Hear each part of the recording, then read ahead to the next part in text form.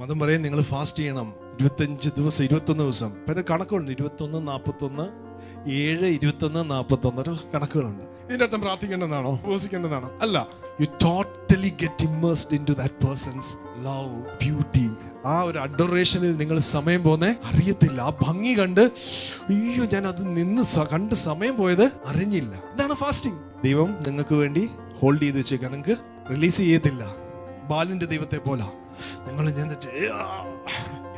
പിടിപ്പിക്കണേ കർത്താവ്. ചില പ്രാർത്ഥന കേൾക്കണം, കർത്താവേ.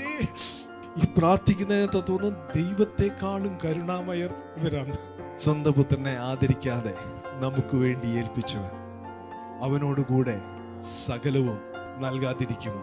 ആദാമിന്റെ ദൈവത്തിന്റെ ശബ്ദം കേൾക്കുന്നതുകൊണ്ട് ആ ഉറപ്പ് വരാത്തത്. നമുക്ക് എല്ലാം ഇടയ്ക്കിടയ്ക്ക് നമ്മൾ കേൾക്കും. ഞാൻ ഈ പ്രസംഗിക്കുന്ന ഞാനും ഇടയ്ക്ക് കേൾക്കും. അത് തിരിച്ചറിയാൻ ഇന്നു മുതൽ പരിശുദ്ധാത്മാവ് നിങ്ങളെ സഹായിക്കും. ഹല്ലേലൂയ. ഇന്നു മുതൽ നിങ്ങൾക്ക് കേൾക്കുമറിയാം ഇത് ആദാമിന്റെ ശബ്ദമാണോ അതോ പിതാവിന്റെ ശബ്ദമാണോ?